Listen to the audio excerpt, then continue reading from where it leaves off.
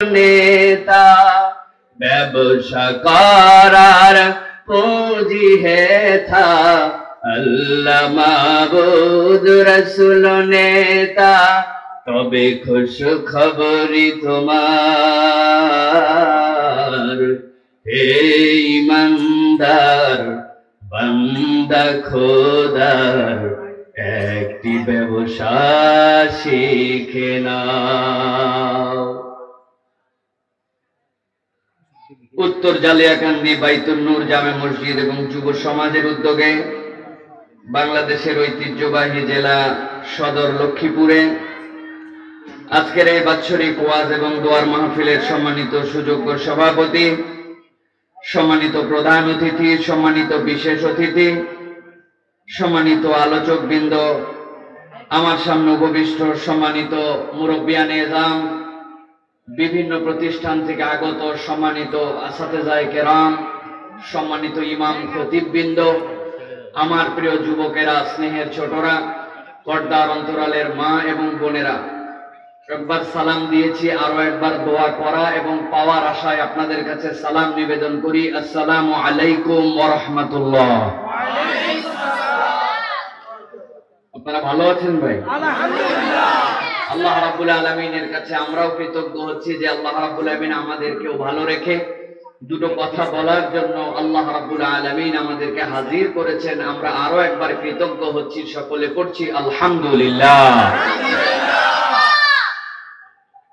প্রিয় ভাইয়েরা, আল্লাহ রাব্বুল আলামিনের কাছে আমরা যেভাবেই কৃতজ্ঞ হই, আমি আমার ভাষায় যে কথা বলি সেটি হচ্ছে বর্তমান পৃথিবীতে যে পরিবেশ পরিস্থিতি চলছে, এই পরিবেশ পরিস্থিতিতে আমরা যদি এখন কৃতজ্ঞ না হই তাহলে হয়তোবা আমাদের জীবনে আর কখনো আল্লাহ রাব্বুল আলামিনের প্রকৃত কৃতজ্ঞ বান্দা হওয়ার সুযোগ নাও আসতে পারে। যারা ঠিক বলতেছেন, আপনাদের কাছে যদি জিজ্ঞাসা করি, ভাই এত জোরে যে ঠিক বললেন, এটা কি বুঝে বললেন না না বুঝে? বুঝে। আমরা অধিকাংশ এখন না বুঝে বলি ঠিক। প্রিয় ভাইয়েরা, আলহামদুলিল্লাহ এইটার মানেই আমরা ভুলে গেছি। আমাদের অনেকে আছে সারাদিন সকাল থেকে সন্ধ্যা পর্যন্ত ঘুষ খায়, বিকালবেলা যদি জিজ্ঞাসা করেন কেমন আছে, ওরে বাবা আলহামদুলিল্লাহ। ঘুষখোরও আলহামদুলিল্লাহ বলে, সুদখোরও আলহামদুলিল্লাহ বলে। সারা রাত প্ল্যান করছে কিভাবে ইসলামী মাহফিল বন্ধ করা যায়, কোন দিক দিয়ে পিন মারে, ক্লিক দিয়ে, হুজুরের রং দিয়া, এলাকাবাসীকে নানান অজুহাত দিয়া মাহফিলটা বন্ধ করা যায়। পরেও যদি 10টার সময় বাজারে জিজ্ঞাসা করেন কেমন আছেন, আলহামদুলিল্লাহ। আছে না ভাই? বাপ মায়ের সাথে বেয়াদবি করে, বাপ মার পর অসন্তুষ্ট, হুজুর যদি জিজ্ঞাসা করে কেমন আছিস বাবা, আলহামদুলিল্লাহ। তার মানে আমি বলতে চাচ্ছি আপনাদের কাছে, the real definition of আলহামদুলিল্লাহ is different। আলহামদুলিল্লাহর সংজ্ঞাটা আমরা অন্যরকম ভাবে বুঝে ফেলছি। প্রপার আলহামদুলিল্লাহ আমরা অন্তর থেকে অনুভব করে বুঝে সুঝে বলতে পারছি না, ঠিক কিনা? এই জন্য আমি 3টা প্রশ্ন করব এবং তার উত্তর জানতে চাবো, যাতে করে আলহামদুলিল্লাহ আপনাদের মধ্যে গেঁথে যায়। আপনাদের এই অঞ্চলে বিদেশে থাকে অনেক মানুষ, প্রবাসে থাকে, থাকে না ভাই? আমাদের যারা প্রবাসে থাকেন তারা অনেক কষ্ট করে টাকা পয়সা পাঠায়, তাই না ভাই? আর আমাদের সন্তানরা এই দেশের চৌধুরীর থেকে বেশি ফুটানি করে ঘোরে। বাপ কষ্ট করে টাকা পাঠায়, ভাই কষ্ট করে টাকা পাঠায়, ছেলে বলে আমার বাপ থাকে দুবাই, আবুধাবি, আমেরিকা, অস্ট্রেলিয়া, সেলুনে যায়, যাওয়ার পরে এমন চুলের ছাঁট দেয়, 100-150 টাকা দিয়ে গরম দেখায় চলে আসে। বাপের টাকা, কষ্টের টাকা, কোনো মূল্যায়ন নাই। এরকম ছেলে পেলে এলাকায় আছে কিনা? বউ ইচ্ছা মতো বাজার করে, যা লাগবে তাও কিনে, যা লাগবে না তাও কিনে, কারণ তার স্বামী থাকে দুবাই, ঠিক কিনা? এক সন্তান টাকা কামাই করে পাঠায়, বাপ অন্যায় করে ওই টাকা দিয়ে সবার নামে জমি কিনে নিজের নামেও কিনে ওই ছেলে এই দেশে আসার পরে আবার একখান সিএনজি কিনে সিএনজি চালায়, বাপও জুলুম করে। এরকম প্রবাসী সন্তানের বাপও আপনাদের এলাকায় আছে না ভাই? প্রিয় ভাইয়েরা, আমাদের অনেকের ধারণা ইউরোপ, আমেরিকা আর মধ্যপ্রাচ্যে মনে হয় রিয়াল, দিনার, দিরহাম, ডলার, ইউরো এইগুলো আসমানে আসমানে উড়ে বেড়ায়। আমাদের দেশের লোকজন যেহেতু ওদের হাতে সময় নাই, এরা যায় খালি টাকা ধরে, তাই না ভাই? টাকা তো আকাশে উড়ে না, ওরা খালি কুড়ায় আর বস্তার মধ্যে ভরে, আর পাঠায় না ঠিক মতো। পাঠালে আরো পাঠানোর কথা না? মাথার ঘাম পায়ে ফেলে যেই কাজ বাংলাদেশে করতে লজ্জা লাগে, এরকম কাজও প্রবাসে যে আমাদের ভাইয়েরা এই পরিবারের জন্য, এই দেশের জন্য, এলাকার জন্য করে, ঠিক কিনা? কাজ নিয়ে ইসলামে কোন রকম ক্রিটিসাইজ নাই। আপনি মুচির কাজ করতে পারেন, আল্লাহর কাছে একজন মুচি জান্নাতে চলে যেতে পারে, একজন ঘুষখোরের অনেক বড় বিপদ আছে, কারণ এর কামাই হালাল আর ওর কামাই হারাম, ঠিক কিনা? আপনি বাংলাদেশের ব্যাংকের গভর্নর হতে পারেন, আপনার জান্নাতে যাওয়া অনেক দেরি হতে পারে। একজন রিকশাওয়ালা যে দিন কামাই করে, ওই রিকশাওয়ালার কামাইকারী যে আল কাসবু আলা নাফসিহি, নিজের হাতে কামাই করে, সে আপনার আগে জান্নাতে যেতে পারে, কারণ যদি তার কামাইটা হালাল হয়, ঠিক কিনা? এই জন্য আমি সব জায়গায় বলি, প্রবাসীদের দুঃখ বুঝেন, টাকা পয়সা উড়াই দিয়েন না, কিছু টাকা পয়সা জড়ো করেন। প্রবাসী ভাইদেরকে বলবো, সব টাকা আপনি পাঠায়ও দিয়েন না, নিজে একটা অ্যাকাউন্ট করে নিজের নামে কিছু টাকা রাখেন, যাতে 10 বছর পর দেশে আছে আবার হাত ছায়েল করে আপনাকে এই মুদি দোকান আর সিএনজি চালায় চলতে না হয়। কারো উপর বিশ্বাস নাই আর, ঠিক না? প্রিয় ভাইয়েরা, প্রবাসী ভাইদেরকে আমরা অপমান করি, অসম্মান করি।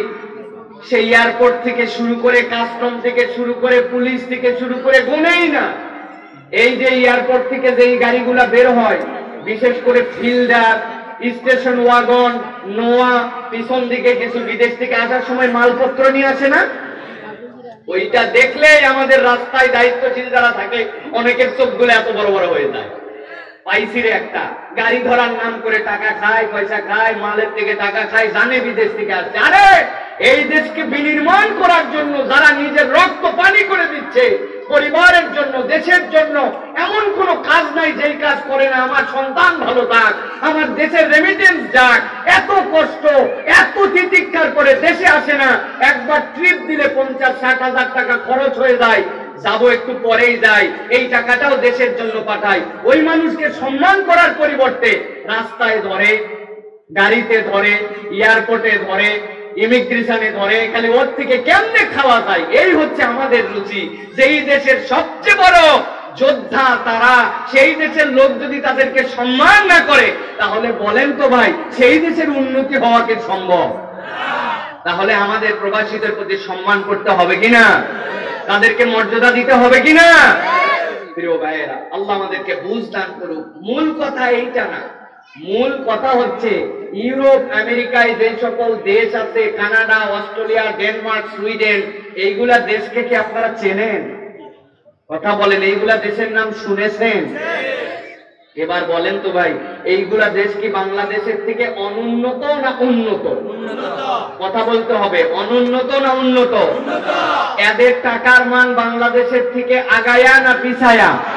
বিভিন্ন ধরনের আবিষ্কার, গবেষণায় এরা বাংলাদেশের থেকে পিছিয়ে না এগিয়ে? এদের দেশের মধ্যে ট্রিটমেন্ট, টিকা, হসপিটাল, মুমূর্ষু রোগী, অপারেশন, বিভিন্ন ধরনের পরিষ্কার পরিচ্ছন্নতা, এইগুলা জ্ঞানে বাংলাদেশের থেকে ওরা পিছায়া না আগায়া? যারা আগায়া নানান দিক দিয়ে, যাদের টাকার দাম বেশি, গবেষণা উন্নত সব। এবার উত্তর করেন তো, এই যে করোনা মহামারী চলতেছে, করোনা মহামারীতে ইউরোপ, আমেরিকার এইগুলা দেশে আক্রান্ত এবং মৃতের দিক দিয়ে বাংলাদেশ আগায়া না ওরা আগায়া? কি ব্যাপার, মিলল না তো? টাকা পয়সায় আগায়া, চিকিৎসায় আগায়া, ট্রিটমেন্টে আগায়া, টিকায় আগায়া, ঔষধে আগায়া, মরায়ও আগায়া। ব্যাপার কি? তার মানে বোঝা যায় যে কেবলমাত্র এই বৈষয়িক দুনিয়ার এই আগানোই মূল আগানো নয়, আমার আল্লাহর দয়া হচ্ছে সবচেয়ে বড় আগানো, ঠিক কিনা? সেই রব্বুল আলামিন আপনার আমার প্রতি দয়া যদি না করতেন, তাহলে মুখের মধ্যে মাছ লাগায়া আর হাত ধোয়া যদি মনে করেন যে বাংলাদেশের করোনা ঠেকাই দিছি, ভুলের মধ্যে আছেন। আমার আল্লাহর বিশেষ দয়ায় ফজলে এখন পর্যন্ত আমরা এই দেশের মধ্যে সুস্থ স্বাভাবিক জীবন যাপন করতে পারতেছি, ঠিক কিনা? বুঝে নেন প্রিয় ভাইয়েরা, এই জন্যই বলতেছি আলহামদুলিল্লাহ। খালি যদি এই মুখ দিয়ে বলি আলহামদুলিল্লাহ, আমাদের হচ্ছে না। আলহামদুলিল্লাহর মানেটা একটু ভিন্ন, এখন বুঝে নেন আলহামদুলিল্লাহ কাকে বলে। একজন ব্যবসায়ী আলহামদুলিল্লাহ কি ভাই? সারা জীবন 2 নম্বর ব্যবসায়ী, 1 নম্বর জিনিস বলছে কিন্তু 2 নম্বর বেচছে। মিথ্যা ছাড়া ব্যবসা করে নাই, ওজনের মধ্যে সব জায়গায় ফাঁকি দেওয়ার চেষ্টা করছে। সকাল 11টায় কাস্টমার আসলে তারেও বলছে বনি কাস্টমার। বিকাল বেলা একজন কাস্টমার আসছে, জীবনে দেখে নাই, তারে বলছে তোমার মতো পরিচিত লোক পাইছি বলে তোমারে কেনা দামে দিলাম, এই কথা বলে 500-700 টাকার ব্যবসা করছে। এই রকম 2 নম্বর টাউট বদমাইশ আমাদের সমাজে ব্যবসায়ী আছে কিনা? আছে। আবার কি আপনি আমি তো সেইটা আছে। আবার কি প্রিয় ভাইয়েরা, এখন একজন ব্যবসায়ীর আলহামদুলিল্লাহ কি? আল্লাহ বাংলাদেশের এমন ব্যবসায়ী কেউ চিনতাম যে ব্যবসায়ী বাংলাদেশের অর্ধেক কিনে ফেলতে পারে। আইসিইউ সিসিইউ যদি 500টা লাগে এই টাকাও শোধ করতে পারে, কিন্তু এই করোনা মহামারীর সময় মারা গেছে। আল্লাহ আমার মতো এরকম 2 নম্বর ব্যবসায়ীরে তুমি এখন পর্যন্ত করুণা করে করোনা দাও নাই। এই জন্য তোমার কাছে আমি তওবা করতেছি, ফেরত আসতে চাই। আমি আর মিথ্যা কথা বলবো না, 2 নম্বর ব্যবসা করব না, ওজনে ফাঁকি দিব না, মানুষকে ঠকাবো না, মুনাফাকরি করব না, স্টক করে মাল রেখে মালের দাম বৃদ্ধি করব না, ধোঁকাবাজির ব্যবসা করব না। আমি এখন থেকে আল্লাহ একজন সিদ্দিকিন সালেহিনরা যেরকম ব্যবসা করেছেন এরকম নেককার ব্যবসায়ী হতে চাই। বান্দার হক যা নষ্ট করেছিলাম হকগুলা ফেরত দিতে চাই। আমি আজকের থেকে তোমার কাছে প্রতিশ্রুতি দিলাম, আমি আর 2 নম্বর কারবারের সাথে নাই। This is the true meaning of আলহামদুলিল্লাহ, ঠিক কিনা? যুবক ভাই, তোমার আলহামদুলিল্লাহ কি ভাই? কত জায়গায় যেই কথা বলছি, বাপের হোটেলে খাই, কোনো চিন্তা নাই, বড় মজায় আছি ভাই। বাপের কথা শুনে না, মায়ের কথা শুনে না, পিতামাতা তার প্রতি অসন্তুষ্ট, গাঁজাখোর, ইয়াবাখোর, মদখোর, বিড়িখোর এদের সাথে মিশে জামা কাপড়, চুল, প্যান্ট, শার্ট, গেঞ্জি এইগুলা দেখলে মুসলমান সন্তান মনে হয় না। মোবাইলের মধ্যে অশ্লীলতা, অসভ্যতা, অন্যায় দিয়ে তার ভরপুর। সমাজের মধ্যে তাকে দেখলে মানুষ বখাটে বলে, মহিলা দেখলে টন করে, টিজ করে। এইরকম বেয়াদব সান্ডা মার্কা ছেলে পেলে হয়ে ঘুরে বেড়ায়, আর জিজ্ঞাসা করে বলে আলহামদুলিল্লাহ। তোমার আলহামদুলিল্লাহ মুখ দিয়ে এইটুকু নয়। যুবকের আলহামদুলিল্লাহ কি? আল্লাহ পৃথিবীর কত যুবক এই করোনাকালীন সময় দুনিয়া থেকে হারায় গেল, তুমি আমার এখন পর্যন্ত হেফাজত করছো। আমি আর পিতামাতার অবাধ্য হব না, বাপ মার সাথে ঝাড়ি দিয়ে কথা বলবো না, মিথ্যা কথা বলবো না, আজান হলে মসজিদ ছাড়া অন্যদিকে যাব না, টাকনুর নিচে কাপড় পরবো না, মিথ্যাবাদী বন্ধুর সাথে ঘুরবো না, বিড়ি করি আবাকর গাঁজাখোরদের সাথে আমার সম্পর্ক থাকবে না। আমি এখন থেকে একজন সঠিক, সুস্থ, স্বাভাবিক মুসলিম তরুণ হিসাবে সমাজে প্রতিষ্ঠিত হওয়ার জন্য চেষ্টা করব। আল্লাহ এবং তার রাসূলের পক্ষে চলার জন্য শপথ নিব। মুখ দিয়ে গালি দিব না, মোবাইলে খারাপ কিছু দেখবো না। আজকের থেকে ওয়াদা করে তোমার কাছে ফেরত আসলাম। এইটাই হচ্ছে প্রকৃত আলহামদুলিল্লাহ, ঠিক কিনা? কি আলহামদুলিল্লাহ আপনি বলেন? আমি তো বলি আলহামদুলিল্লাহ। আপনারা এই বাজারের মধ্যে যায় খবর নেন, অনেক হিন্দু আলহামদুলিল্লাহ বলেন। কালেমা শরীফ পড়ে লা ইলাহা ইল্লাল্লাহু মুহাম্মাদুর রাসূলুল্লাহ। আমি তো বলি হায়ের উচ্চারণ শুনলে মনে হয় নুরানি মাদ্রাসায় পড়ছে, অথচ নাম হচ্ছে শ্রীকৃষ্ণ। তাহলে যদি তাদের এই আলহামদুলিল্লাহ লা ইলাহা ইল্লাল্লাহ হয়ে যাইতো, তাহলে তো কাজই হয়ে গেছিল। প্রিয় ভাইয়েরা, এই জন্য বলি প্রকৃত আলহামদুলিল্লাহ ডেফিনেশনটা ভিন্ন। প্রকৃত আলহামদুলিল্লাহ ডেফিনেশনটা ভিন্ন। মুরব্বী চাচা, আপনাদের জন্য শেষ বলি, আপনাদের আলহামদুলিল্লাহ কি বাবা? শেষ বয়সে চলে আসছি, পান চিবাই, হাকিম করে জর্দা ছাড়া খাই না কিছু, মাঝে মাঝে খিলাল করি, আসরের নামাজ পড়ার পরে যাই বাজারের মধ্যে বসি, ডান পাশে গীবত কমিটির সভাপতি, বাম পাশে সেক্রেটারি, আমি হচ্ছি ক্যাশিয়ার। তিনজন মিলে দাঁড়ায় গেছে, বসে গেছে, অমুক হুজুরের কি হলো, তমুক দলের কি হলো, তার বইয়ের কি হলো, তার বেটার কি হলো, তার কি হলো, সারাদিন গীবত গিল্লা, কোন রকম পজিটিভ কাজ নাই। স্ত্রীর সাথে সুন্দর করে কথা বলে না, ছেলের বইয়ের সাথে তার আচরণ ভালো না, সমাজ বিনির্মাণে কোনো কাজ নাই, এখন পর্যন্ত সুদ খায়, এখন পর্যন্ত দাদন ব্যবসা করে, এখন পর্যন্ত হারাম কাজের থেকে সরে আসতে পারে নাই, তার আচরণ ভালো না। লোকজন চিন্তা করছে বাবা দাড়ি টুপি নিয়ে আসে, মরার পরে ইমাম সাহেব দাঁড় করাবে, এরপরে জিজ্ঞাসা করবে সব লোকজনকে কেমন ছিল।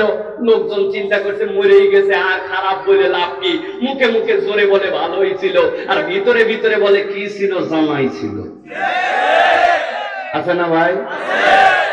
আমি বলি প্রিয় ভাইয়েরা, প্রিয় মুরব্বীরা, আপনারা আলহামদুলিল্লাহ এটা নয়, আপনারা আলহামদুলিল্লাহর কনসেপ্টটা বুঝে নেন।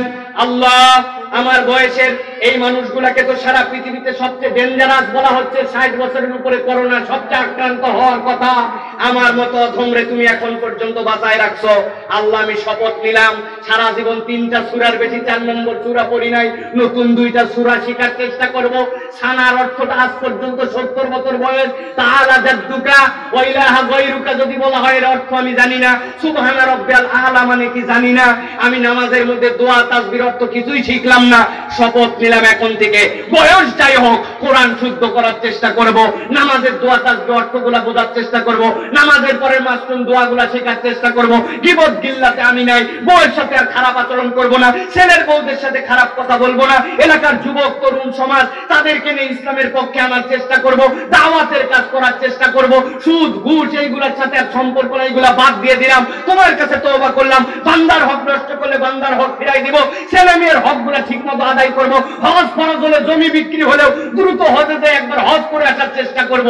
আপনি যদি এই শপথ নিয়ে আল্লাহর কাছে ফেরত আসেন তবেই আপনার আলহামদুলিল্লাহ বলা হচ্ছে, নচেত এই মুখের আলহামদুলিল্লাহ প্রকৃত আলহামদুলিল্লাহ হচ্ছে না, ঠিক কিনা? প্রিয় মুসলমান, ভালো করে বুঝে নেন, আমি যদি এক্ষুনি আলোচনা শেষ করে চলে যাই, আজকের যা ওয়াজ লাগবে এই 3টা কনসেপ্টের মধ্যে ওয়াজ হয়ে গেছে, ঠিক কিনা? তাহলে শেষ করে দেই, দোয়া করে দিয়ে চলে যাই, তাই তো? ঠিক বললেন যে আপনারা। প্রিয় ভাইয়েরা, কিছু কথা আপনাদের সাথে বলবো খুবই সংক্ষিপ্ত সময়ে।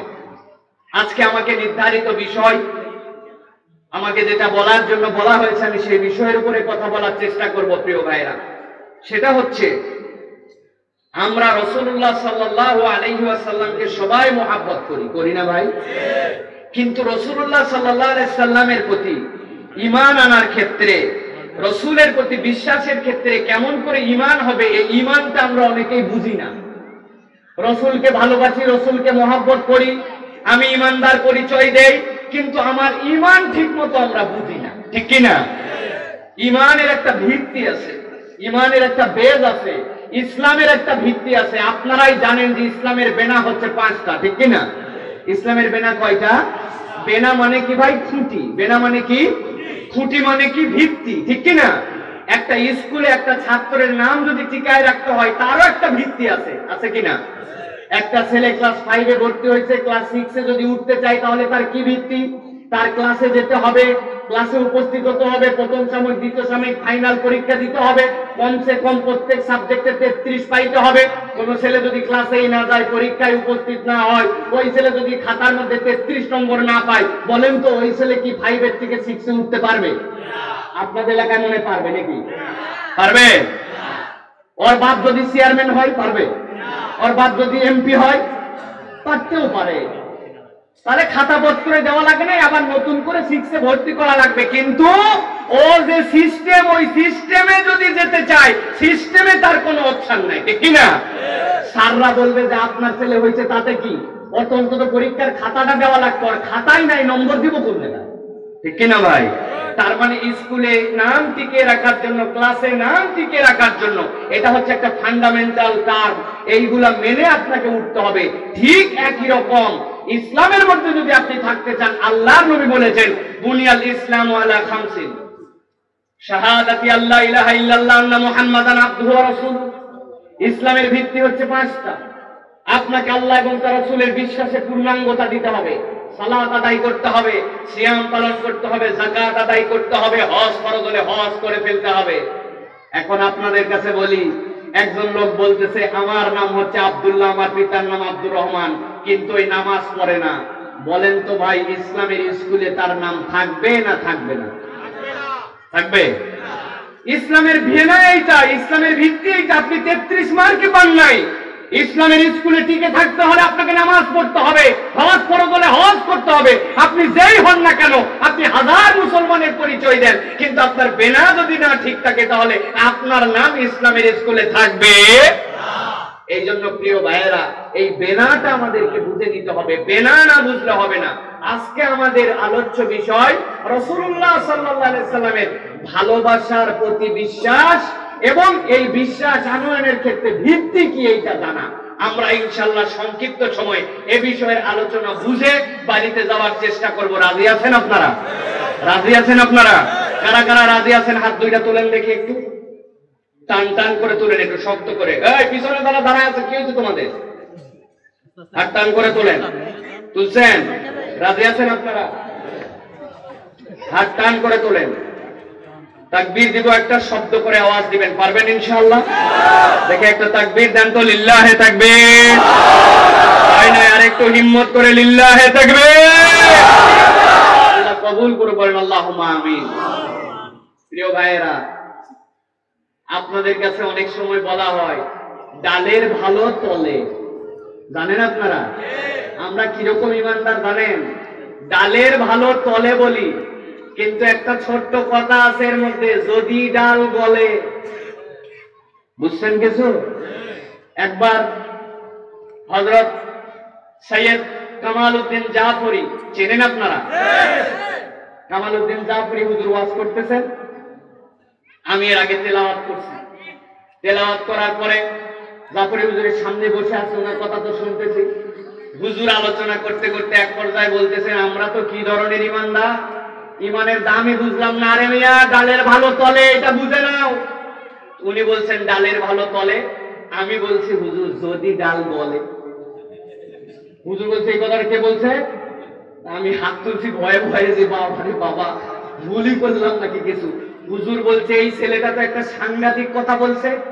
ওই ডালের ভালো তলে বুঝলাম, কিন্তু ডাল যদি না গলে তো ওই তলেই তো সবচেয়ে খারাপ, ঠিক কি না? ওই ডাল তো সব তো আর খাওয়াই যাবে না। হুজুর বলল দারুণ একটা কথা তো এই ছেলে বলছে। আমি এর পরের থেকে আপনাদের কাছে বলি, ভাই ইমানদার পরিচয় দেওয়া ভালো, মুমিনের পরিচয়ে থাকা ভালো, রসুলের মোহাব্বত জানা ভালো, কিন্তু রসুলের মোহাব্বত খালি ভালোবাসি, কিন্তু রাসূলুল্লাহ সাল্লাল্লাহু আলাইহি ওয়াসাল্লামের প্রতি কেমনে ঈমান আনা লাগে এইটা জেনে আল্লাহর নবীকে ভালোবাসি, এইটা বলাই হচ্ছে প্রকৃত ঈমানদারের পরিচয়, ঠিক কি না? প্রিয় মুসলমান, ভালো করে বোঝেন, কেউ যদি রাসূলুল্লাহ সাল্লাল্লাহু আলাইহি ওয়াসাল্লামের রিসালাতে বিশ্বাস করে তাহলে তাকে তিনটা বিষয়ে সাক্ষ্য দিতে হবে। কয়টা? চটচট করে ভূমিকাটা বুঝে নেন। কয়টা? এক নম্বরে রাসূল বিশ্বাসের প্রথম শর্ত হচ্ছে তার নবুয়তে বিশ্বাস করতে হবে। কিসে বিশ্বাস? দুই নম্বরে রাসূলুল্লাহ সাল্লাল্লাহু আলাইহি ওয়াসাল্লামের মর্যাদা এবং তার ভালোবাসায় বিশ্বাস। কিসে বিশ্বাস? রাসূলুল্লাহ সাল্লাল্লাহু আলাইহি ওয়াসাল্লামের মর্যাদা এবং ভালোবাসায় বিশ্বাস। তিন নম্বরে তার আনুগত্য এবং অনুসরণে বিশ্বাস। রাসূলুল্লাহ সাল্লাল্লাহু আলাইহি ওয়াসাল্লামকে কেউ যদি স্বীকার করে, বিশ্বাস করে, আল্লাহর রাসূলের রিসালাতে স্বীকৃতি দেয়, তাহলে এই তিনটা বিষয়ে তাকে স্বীকৃতি দিতে হবে। মুহাম্মদ সাল্লাল্লাহু আলাইহি ওয়াসাল্লামের নবুয়তে বিশ্বাস করি, তার ভালোবাসায় বিশ্বাস করি এবং মর্যাদায় বিশ্বাস করি, তার আনুগত্য এবং অনুসরণে বিশ্বাস করি। এই তিনটা বিশ্বাসের সমন্বয়ের নাম মুহাম্মদ সাল্লাল্লাহু আলাইহি ওয়াসাল্লামের প্রতি বিশ্বাস। নচেত ফাঁকা বলি মুখ দিয়ে খালি বলা হয়, নবীকে প্রকৃত ভালোবাসা হয় না, ঠিক কি না? আমরা অনেক সময় গর্ব করে বলি মাইকেল এইচ হার্ট দ্য 100 বই লিখছে। আপনারা শুনছেন না? কি বলছে সে? 100 জন বিখ্যাত মনীষীর মধ্যে আমার নবীর নাম সবার আগে। আর এই নিয়ে মুসলমানদের অহংকার আর ভালোবাসা আর এটা নিয়ে গর্ব করার কি আছে? মুহাম্মদ সাল্লাল্লাহু আলাইহি ওয়াসাল্লাম ওই 100 জন লোকের মধ্যে হিসাবের মধ্যেই পড়ে না। আমার নবীর সাথে বাকি 99 জনের নামই যায় না, ঠিক কি না? কিসের ওই বইয়ের সাথে আমার সম্মান? আমার নবী সবার সেরা। আল্লাহ বলছে, মাইকেল এইথাক বলছে, ও যদি ভালোবাসেও বলে, কিন্তু ওর মধ্যে নবুয়তের প্রতি বিশ্বাস ছিল না, আল্লাহ নবীর মর্যাদা এবং রিসালাতে বিশ্বাস ছিল না, আল্লাহ নবীর অনুগত্য এবং অনুসরণে বিশ্বাস ছিল না। ওই জন্য মাইকেল এইথাক দ্য 100 বইলে কেউ কাফের, ঠিক কিনা? ভালো করে বুঝে নেন, টার্মটা পরিষ্কার করেন। এই তিনটা বিশ্বাসের সমন্বয়ের নাম হচ্ছে মুহাম্মদ সাল্লাল্লাহু আলাইহি ওয়াসাল্লামের প্রতি বিশ্বাস। আজকে আমরা যে বিষয়ে আলোচনা করব সেটা হচ্ছে মুহাম্মদ সাল্লাল্লাহু আলাইহি ওয়াসাল্লামের নবুয়তে যদি আমরা বিশ্বাস করতে চাই তাহলে কয়টা বিষয় আমাদেরকে স্বীকৃতি দিতে হয়? আল্লাহ রাসূলের নবুয়তে বিশ্বাস করলে আপনাকে 4টা বিষয়ের স্বীকৃতি দিতে হবে। কয়টা? হাত রেডি করেন, এরকম করেন, আমি জিজ্ঞাসা করব, সবাই একসাথে বের করবেন। নবীজির নবুয়তে বিশ্বাসের স্বীকৃতি কয়টা? 4টা। হয় নাই, সবাই আবার একসাথে, কয়টা? 4টা। আল্লাহর নবীর নবুয়তে বিশ্বাসের স্বীকৃতি কয়টা? 4টা। ভালো করে মুখস্থ করে নেন, ভূমিকার পরেই আলোচনায় তাহলে প্রবেশ করতে পারবো। 1 নম্বরে, আল্লাহ রাসূলের নবুয়তের সার্বজনীনতায় আপনাকে বিশ্বাস করতে হবে। কিসে বিশ্বাস? সার্বজনীনতায়। সার্বজনীনতা মানে কি? মিন বাদি মুহাম্মাদিন সাল্লাল্লাহু আলাইহি ওয়াসাল্লাম ইলা ইয়াউমিল কিয়ামা, নবীজির পরের থেকে কিয়ামত পর্যন্ত ছোট বড় সাদা কালো, প্রেসিডেন্ট কুলি মজুর, পৃথিবীর কম বুদ্ধিমান বেশি বুদ্ধিমান, যত ধরনের মানুষ আছে, যত এলাকার যত দেশের মানুষ আছে, সব মানুষের জন্য আমার নবীর নবুয়ত সার্বজনীন। এইটা আপনাকে স্বীকার করতে হবে, ঠিক কিনা? এটা 1 নম্বর। 2 নম্বরে, আল্লাহ রাসূলের নবুয়তের সমাপ্তিতে আপনাকে স্বীকৃতি দিতে হবে। আল্লাহর নবীর পরে আর কোন নবী নাই, এইটা আপনাকে আমাকে স্বীকার করতে হবে, ঠিক কিনা? বাংলাদেশে একটা দল কিন্তু আছে, ওরা বলে যে আল্লাহর নবীর পরেও একজন নবী আছে, তার নাম হচ্ছে গোলাম আহমেদ কাদিয়ানী, ঠিক কিনা? ওরা আল্লাহকে আল্লাহ বলে স্বীকার করে, কোরআন শরীফকে কোরআন শরীফ বলে, জোহরের নামাজ 4 রাকাতই বলে, মক্কায় হজ করতে হবে তাও বলে, 2.5% ধরে যাকাত দেওয়া লাগবে তাও বলে, রমজান মাসেই রোজা রাখা লাগবে তাও বলে, কিন্তু একটুখানি বলে আমার নবীর পরে একজন নবী আছে। নানান ধরনের মিথ্যা মিথ্যা কথা দিয়া মানুষকে প্রতারণা করে। হাজার কথা বলার পরে আমার নবীর পরে নবী আছে এই কথা যদি বলে, তাহলে কি তারা মুসলমান না কাফের? এই জন্য আমরা বলবো, বাংলাদেশে কাদিয়ানীরা থাকতেই পারে, তাদের সাথে আমাদের কোনো বিরোধ নাই, আপত্তি নাই, কিন্তু বাংলাদেশে যদি কাদিয়ানীদেরকে থাকতে হয়, যেরকম হিন্দু আছে, খ্রিস্টান আছে, বৌদ্ধ আছে, নাসারা আছে, ইহুদি আছে, জৈন আছে, খামার আছে, কুমার আছে, মুচি আছে, তাঁতি আছে, তারা নিজের পরিচয় নিয়ে আছে। বাংলাদেশে যদি কাদিয়ানীদেরকে থাকতে হয়, মুসলমান পরিচয় নিয়ে থাকা চলবে না, কাফের পরিচয় নিয়ে বাংলাদেশে থাকতে হবে।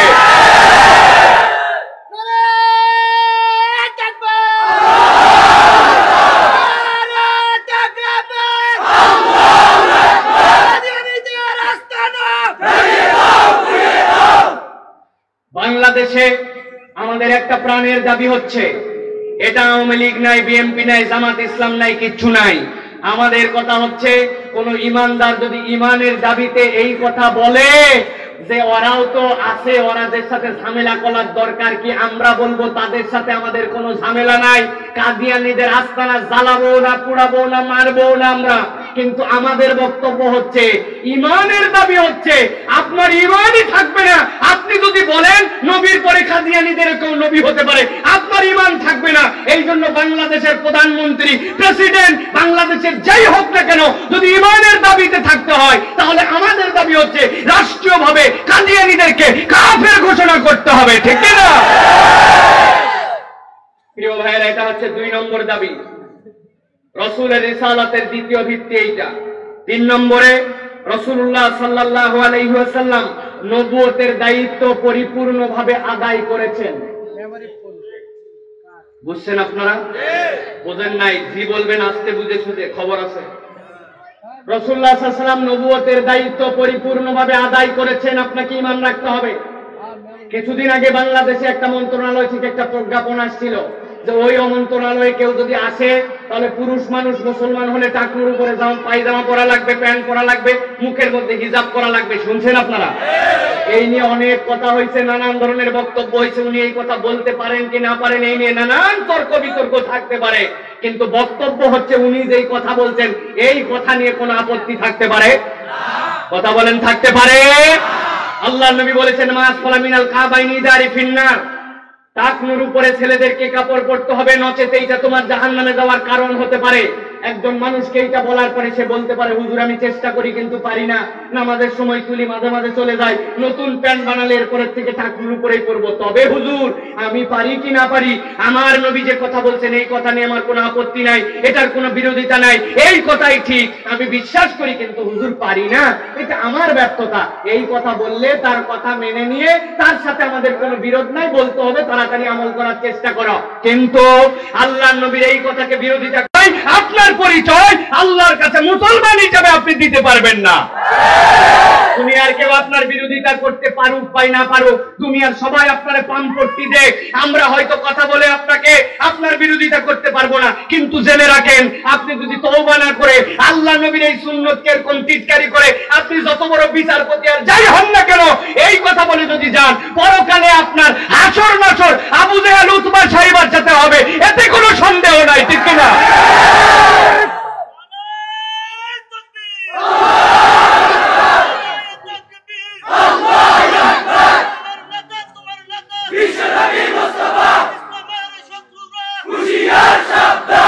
প্রিয় ভাইয়েরা, নবুয়তের 3 নম্বর তাহলে স্বীকৃতি হচ্ছে আল্লাহর নবী নবুয়তের দায়িত্ব পরিপূর্ণভাবে আদায় করেছেন, এইটা আপনাকে স্বীকার করতে হবে, ভালো করে বুঝে নেন। 4 নম্বরে রাসূলুল্লাহ সাল্লাল্লাহু আলাইহি সাল্লামের আনিত সকল শিক্ষা নির্ভুল এবং কিয়ামত পর্যন্ত কার্যকর। কি বুঝলেন? আল্লাহর নবীর আনিত সকল শিক্ষা নির্ভুল এবং কিয়ামত পর্যন্ত কার্যকর। আমার মাথায় ধরে না, বাংলাদেশে চলে না, অমুক দেশে বোঝে না, তুমুকে বাস্তবায়ন করে না, তুমুক মতের সাথে মিলে না, এতে আমার কিচ্ছু যায় আসে না। আমার মাথায় ধরুক চাই না ধরুক, বাংলাদেশ সহ পৃথিবীতে বাস্তবায়িত হোক বা না হোক, আপনাকে স্বীকার করতে হবে আমার নবী যা শিক্ষা আনছেন ওইটাই নির্ভুল, ওইটা দ্বারাই কেবল কিয়ামত পর্যন্ত মানুষের মুক্তি আছে, এর কোনো বিকল্প রাস্তা নাই, ঠিক কিনা? আপনি পালন করতে পারেন কি না পারেন এটা আপনার ব্যাপার, আপনার মাথায় ধরে কিনা ধরে এটা আপনার ব্যাপার, ব্যাখ্যায় আপনার মিলে কিনা মনে এটা আপনার ব্যাপার, দেশের সংবিধানে আছে কিনা আছে এটা দেশের ব্যাপার, কিন্তু আপনাকে ঈমান রাখতে হবে এবং বিশ্বাস করতে হবে আমার নবী যেটা আনছেন ওইটা নির্ভুল, ওইটার দ্বারাই পৃথিবীতে মুক্তি সম্ভব, এর নাম মুহাম্মদ সাল্লাল্লাহু আলাইহি ওয়াসাল্লামকে বিশ্বাস করা। পরিষ্কার?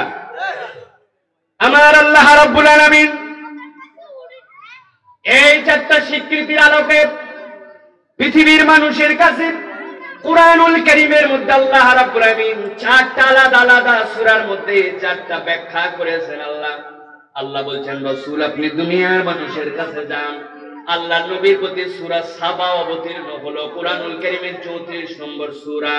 এই সূরার 28 নম্বর আয়াতের মধ্যে আল্লাহ রাব্বুল আমিন বলছেন রাসূল আপনি দুনিয়ার মানুষের কাছে যেই বার্তাটা পরিষ্কার করে দেন, দুনিয়ার মানুষ যেন চিরদিন পর্যন্ত আপনার প্রতি যে রিসালাত দেওয়া হয়েছে এই বিশ্বাসটা বুঝে নিতে পারে।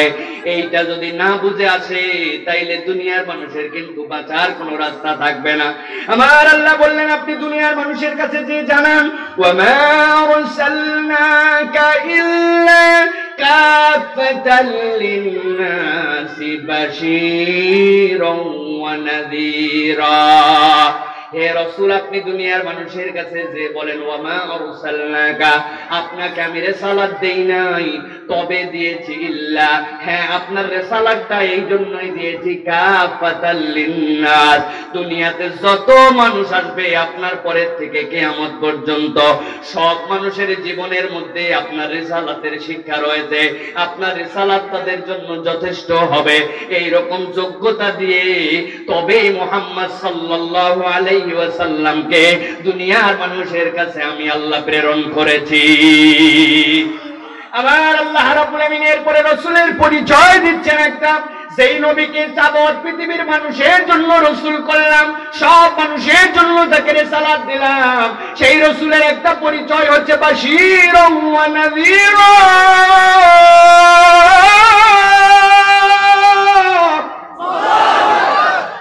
হে রাসূল আপনার পরিচয় দুনিয়ার মানুষ মানুষের কাছে দিয়ে দেন। দুনিয়াতে যত নবী যত রাসূল আমি আল্লাহ পাঠিয়েছি, কোরআনে তাদের ব্যাপারে আলোচনা করা হয়েছে।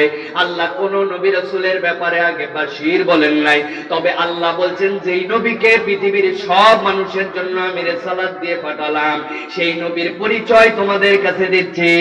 তিনি হচ্ছেন জগৎবাসীর জন্য খুশখবরি দাতা, তিনি হচ্ছেন আগে মানুষের জন্য বাশীর। সুবহানাল্লাহ বলেন।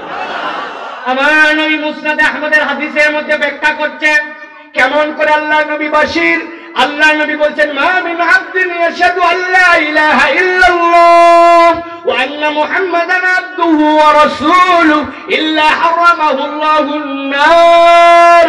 আল্লাহ নবী বলছেন, ও দুনিয়ার মানুষ, তোমার কত গুনাহ আছে, তোমার কত অপরাধ আছে, দুনিয়ার বুকে তোমার কত ভুল, তোমার কত ধরনের ভ্রান্তি আছে থাকুক না কেন, আমি আল্লাহর পক্ষ থেকে জেনে বলছি, তোমার অপরাধ যতই হোক না কেন, তোমার ভুল যতই হোক না কেন, দুনিয়ায় কোনো একটা মানুষ যদি আশহাদু আল্লা ইলাহা ইল্লাল্লাহ, আল্লাহ ছাড়া কোনো ইলাহ নাই, এই সাক্ষ্যটা পরিষ্কার বুঝে ফেলে, ওয়া আন্না মুহাম্মাদান আবদুহু ওয়া রাসূলুহু, আর আল্লাহর নবী রিসালাতের সাক্ষ্যটা যদি পূর্ণাঙ্গ বুঝে ফেলে, হাজার গুনাহ, হাজার অপরাধ, হাজার ধরনের তার পাপ থাকুক না কেন, এই ঈমান বুঝে যদি আমার কাছে একবার আসতে পারে, আমি আল্লাহর পক্ষ থেকে বাশীর নবী হিসেবে জানাচ্ছি, ওই বান্দার ওই ঈমান তাকে এত দামি করবে, হাজার গুনাহ থাকার পরেও আল্লাহ রাব্বুল আমিন ওই ঈমানের চাবিতে ওই বান্দার জন্য চিরস্থায়ী ভাবে জাহান্নামে থাকাকে আল্লাহ রাব্বুল আলামিন হারাম করে দিবেন। এই জন্য আমার নবীর ব্যাপারে বলা হচ্ছে বাশীর ওয়া নাযীরা।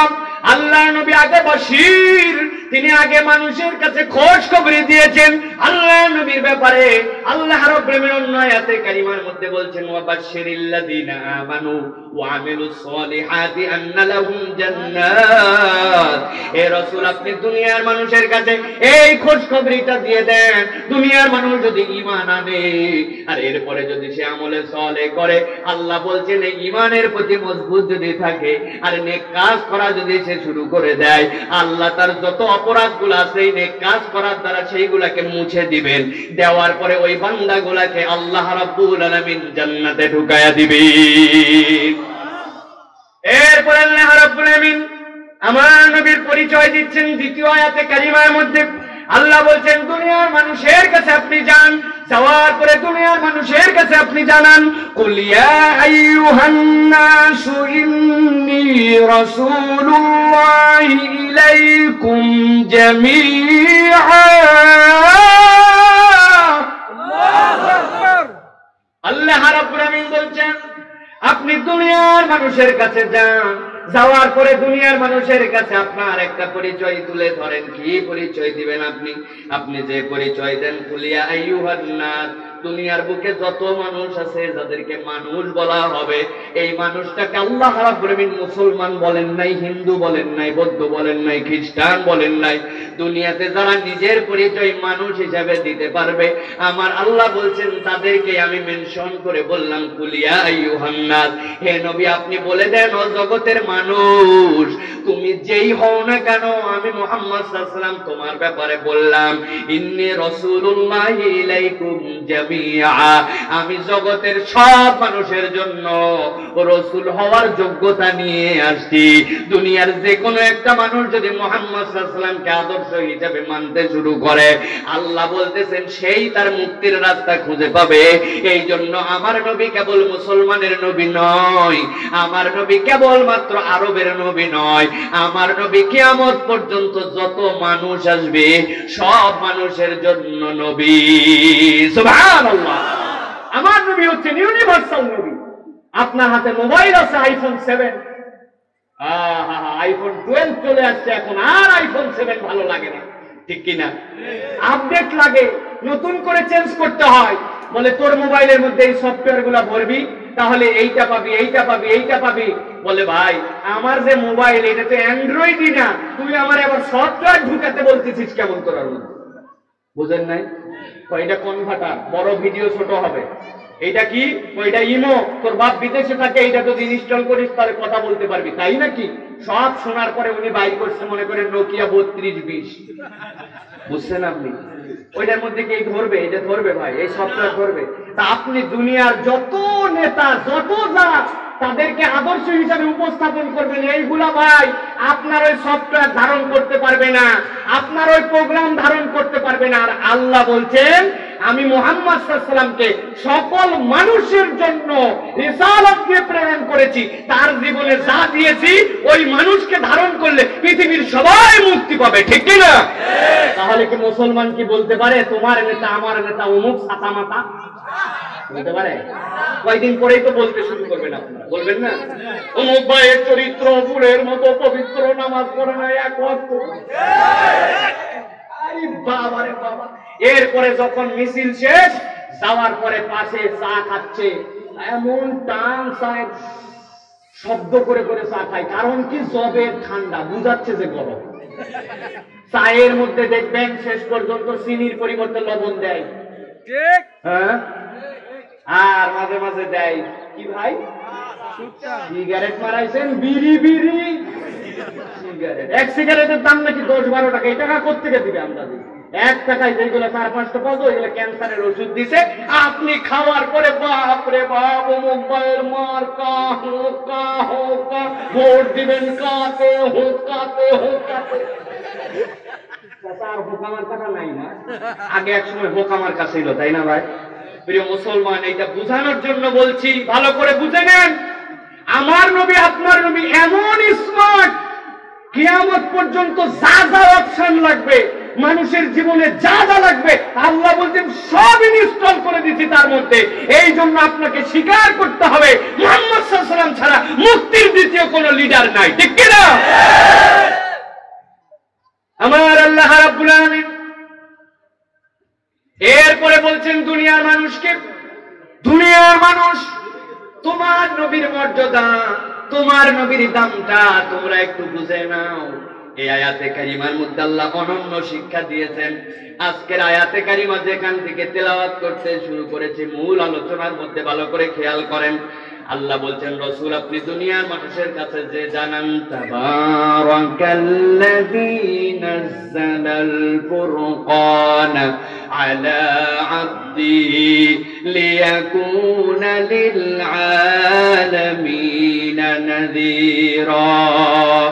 এই আয়াতে কারিমার মধ্যে অনেকগুলো কথা আছে, এমন এমন বিস্ময়কর কথা আল্লাহ রাব্বুল আমিন এই আয়াতে কারিমার মধ্যে ঢুকাই দিয়েছেন। অনুভব করার চেষ্টা করেন। আমার আল্লাহ রাব্বুল আমিন প্রথমে বলছেন তাবারাকাল্লাযী, প্রশংসা করতেছেন, মহানত্বের ঘোষণা দিচ্ছেন, বড়ত্বের ঘোষণা দিচ্ছেন আল্লাহ।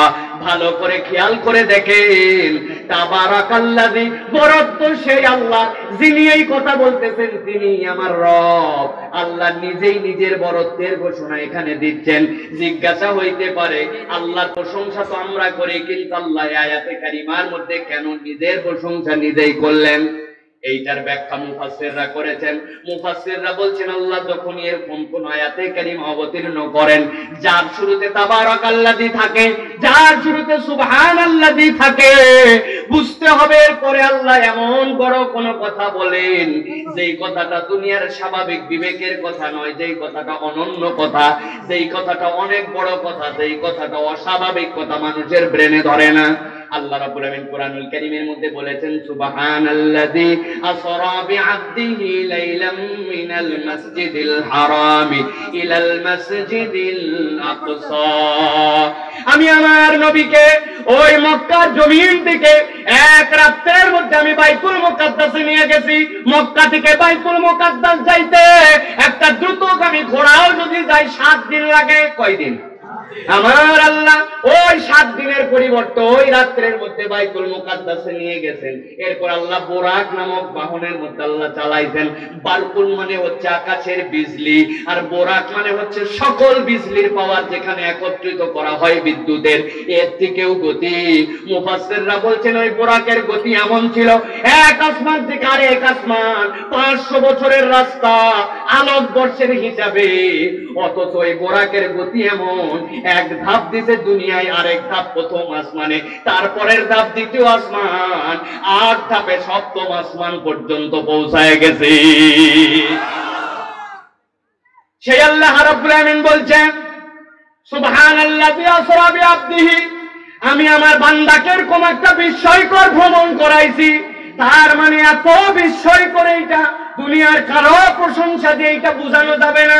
আমরা তো কমসে কম এতটুকু বুঝি, যেই রাসূলকে মক্কা থেকে 8 দিন লাগে ওই বাইতুল মুকাদ্দাসে যেতে, ওই রাত্রে আল্লাহ নিয়ে গেলেন, কতই না আশ্চর্য ঘটনা, ওইটা তো আমাদের মাথায় কাজ করলো। কিন্তু আল্লাহ এই আয়াতে কারিমার মধ্যে কেন বললেন তাবারাকাল্লাযী, এখানে কি এমন বিস্ময়কর ঘটনা আছে? মুফাসসির বলছেন, হ্যাঁ দুনিয়ার মানুষ বুঝে নাও, এই আয়াতের মধ্যে আল্লাহ এমন বিস্ময়কর দুটা তথ্য তোমাদেরকে দিয়েছেন, স্বাভাবিক বুদ্ধিতে মানুষের ব্রেনে চিন্তা না করলে এইটা ধরবে না। সুবহানাল্লাহ। কি বলতেছেন আমার আল্লাহ? তাবারাকাল্লাযী নাযালাল ফুরকানা আলা আবদিহি লিয়াকুনা লিল আলামিনা নাযীরা।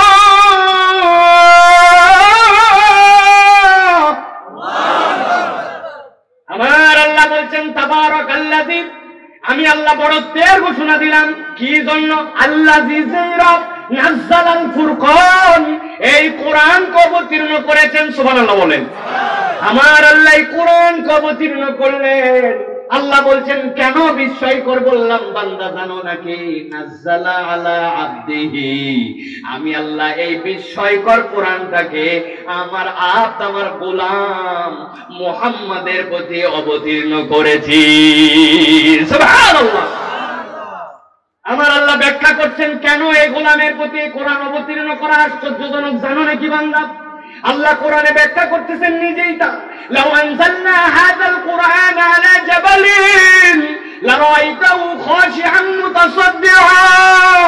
ও দুনিয়ার মানুষ, ওই যে উঁচু উঁচু পাহাড় দেখতে পাও, হিমালয় দেখতে পাও, মক্কায় যখন হজ করতে গেছো উহুদের পাহাড় দেখতে পেয়েছো, যখন তোমরা ওই তোমাদের পার্বত্য রাঙ্গামাটিতে গেছো বড় বড় পাহাড় দেখতে পেয়েছো, দুনিয়ার মানুষ জেনে রাখো, যেই পাহাড়ের উপরে ওঠার পরে বাংলাদেশের পতাকা সহ দুনিয়ার পতাকা কেউ যদি গেড়ে দিতে পারে, সেই দেশের মর্যাদা বৃদ্ধি পেয়ে যায়। এত উঁচু যেই পাহাড়, দুনিয়ার মানুষ জানো, ওই রকম উঁচু পাহাড়ের উপরেও যদি আমি আল্লাহ এই কোরআনকে অবতীর্ণ করতাম, আমি আল্লাহ নিজেই বলছে ওই পাহাড় এই কোরআনের ভার সহ্য করতে পারত না, কাঁপতে কাঁপতে ওই পাহাড় ধ্বংস হয়ে যেত। সুবহানাল্লাহ। সেই আল্লাহ বলছেন নাযালাল ফুরকান আলা আবদিহি, আমি আল্লাহ ওই কোরআন যেটা পাহাড় নিতে পারবে না মুহাম্মাদের প্রতি অবতীর্ণ করেছি। আমার নবী একটু নড়ে নাই। সুবহানাল্লাহ বলবেন না? পাহাড়ের কনসেপ্ট আল্লাহ কেন দিলেন? পৃথিবীতে সাহারা মরুভূমি আছে, আল্লাহ উদাহরণ দিলেন না? আটলান্টিক মহাসাগরের কথা আল্লাহ বললেন না? পৃথিবীর বুকে এত বড় বড় ডেজার্ট আছে, আল্লাহ তার কথা আল্লাহ বললেন না? আল্লাহ কেন বললেন পাহাড়ের কথা? আল্লাহ তারও ব্যাখ্যা করছেন। আল্লাহ বলছেন দুনিয়ার মানুষ পাহাড়ের কথা কেন বলেছে জানো নাকি? ওয়াল জিবালা আউতাদা, আমি আল্লাহ এই পাহাড়কে তুমি যেরকম দেখতে পাও, পাহাড়টা নিছক এরকম নয়। তোমার বাড়িতে একটা ক্যালেন্ডারের মোল লাগাবে ওয়ালের মধ্যে, একটা পেরেক যখন করতে শুরু করো, একটা কাঠের সাথে একটা কাঠকে জোড়া দিবে, যেরকম পেরেক মারো, এই যে খুঁটিগুলার উপর দিয়ে বাঁশের মধ্যে দিয়ে কাপড় লাগাইছে, পেরেক মারছে কিনা?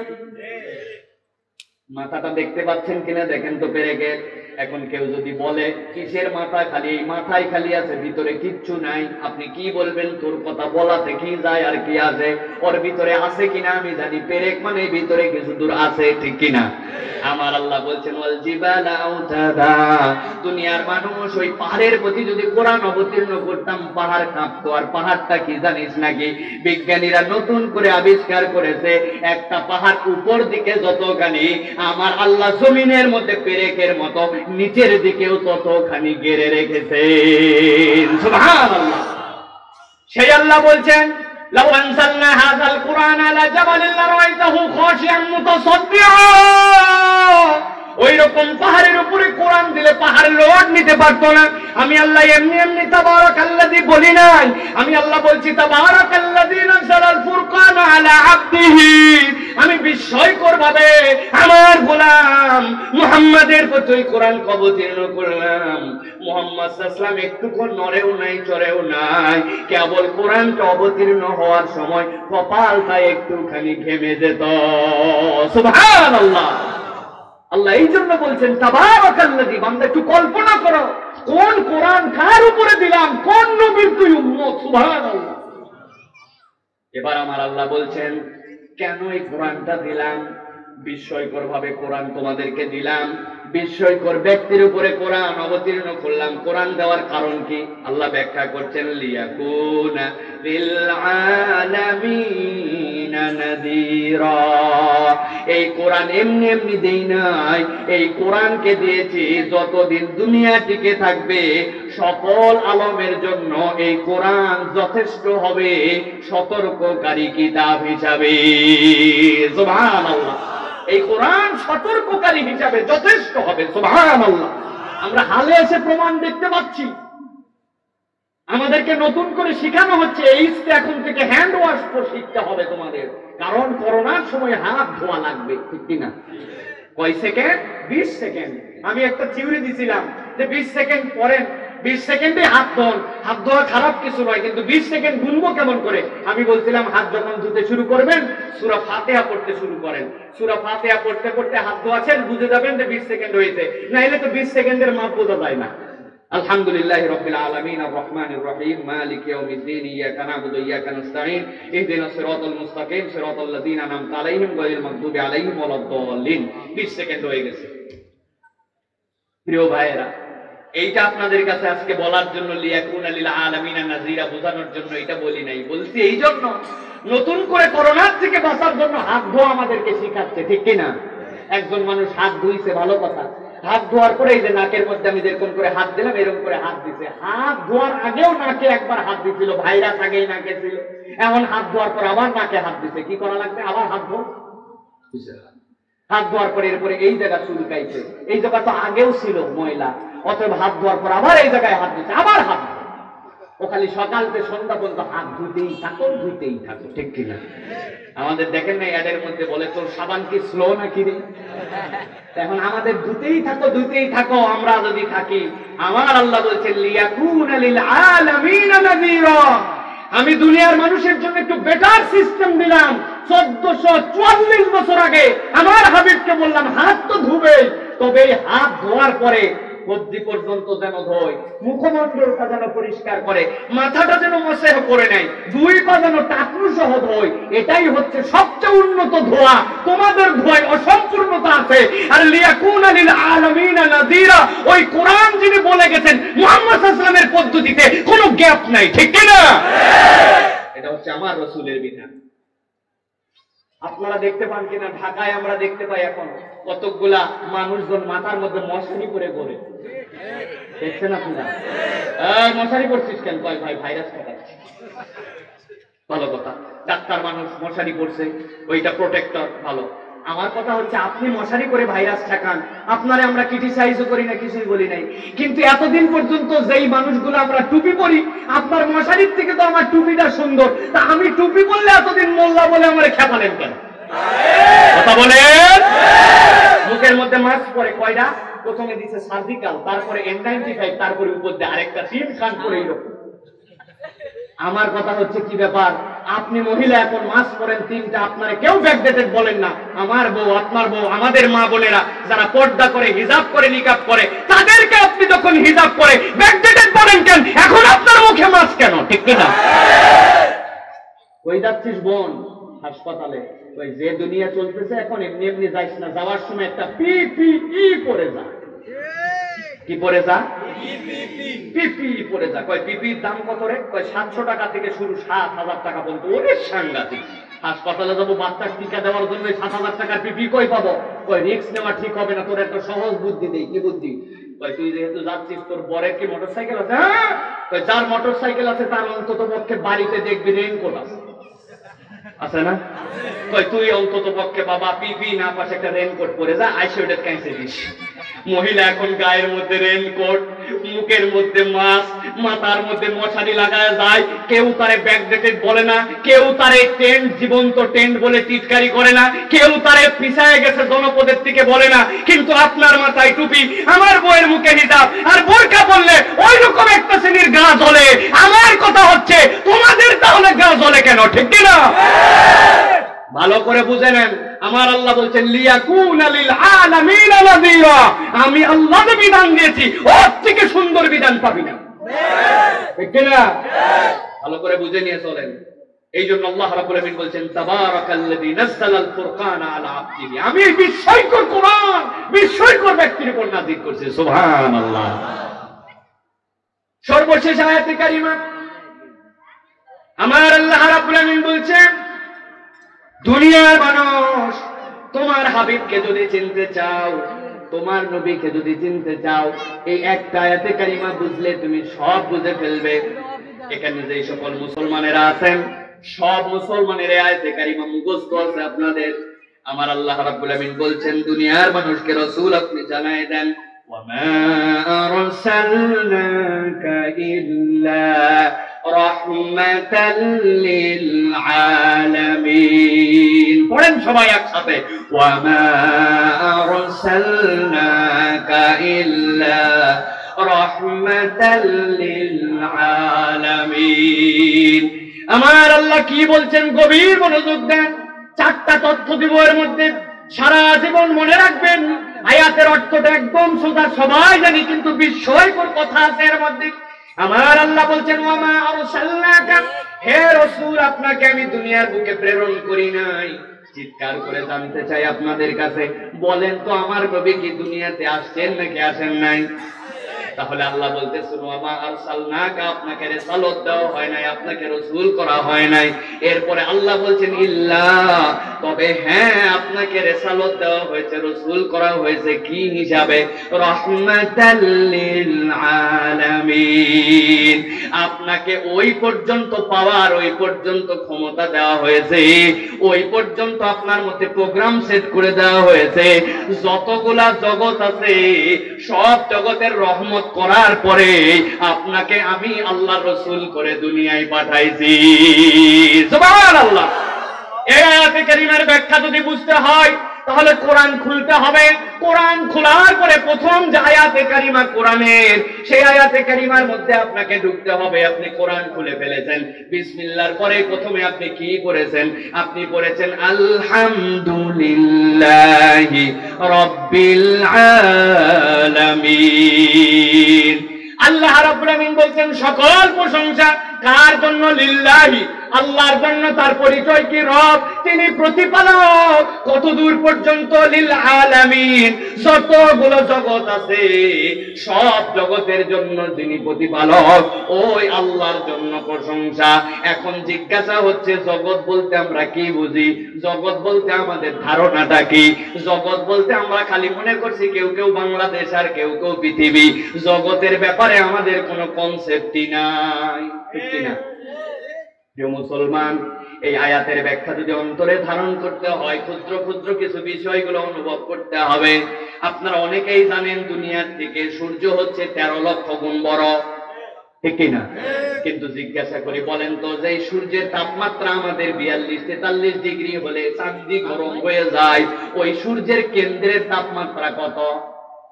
বলেন। 1.5 কোটি সেন্টিগ্রেড। কত? বুঝেন নাই না? 1.5 কোটি সেন্টিগ্রেড মানে কি? এই যে আপনার হাতের এই মাইকটা আছে দেখতে পাচ্ছেন, এইটা একটা লোহা। ঠিক কিনা? আপনি মনে করছেন এই লোহাটারে আমি গলাবো, এই লোহাটাকে আমি গলায় একটা কাপ আছে, একটা ফ্রিজ আছে, ওই ফ্রিজের মধ্যে দিব, সম্ভব কিনা? সম্ভব। কত লাগবে? তাপমাত্রা কত জানেন? মাত্র 1528 1528 ডিগ্রি সেন্টিগ্রেড যদি তাপমাত্রা দেন, 2000 ডিগ্রি সেন্টিগ্রেড তাপমাত্রা যদি দেন, এই লোহা পানি হয়ে যাবে। এরপরে আপনি যা বানাতে চাবেন সেই শেপের মধ্যে আসবে। বিজ্ঞানীরা বলছেন দুনিয়ার তুলনায় 13 লক্ষ গুণ বড় সূর্য। ওই সূর্যের কেন্দ্রের তাপমাত্রা হচ্ছে 150 কোটি সেন্টিগ্রেড। সুবহানাল্লাহ বলবেন না? দুনিয়ার তুলনায় 13 লক্ষ গুণ বড়। বিজ্ঞানীরা বলছেন আসমানের মধ্যে এরকম কতগুলা গ্রহ উপগ্রহ আছে যেইগুলা এই 13 লক্ষ গুণ বড় সূর্য, ওইটাকে গুণ যদি 500 দেন যত বড় হবে। এইরকম বড় বড় আসমানের মধ্যে কতগুলা গ্রহ উপগ্রহ ঘুরে বেড়ায়।